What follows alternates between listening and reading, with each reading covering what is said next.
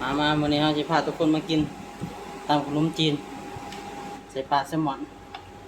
หรือว่าตำกระปุกนั่นแหละบ้านเฮาโอ้ยเต็มโคกเลยนี่กันเด้อ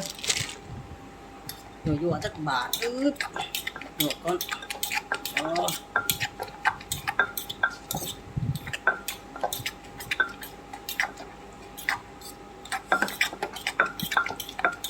จะกินบ่สีสัน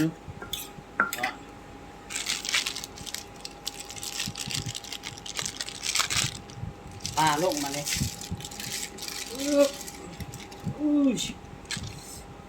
เอาแซลมอนเอ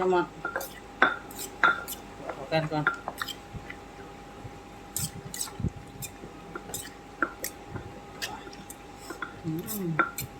ไปจะแสบเถอะเด้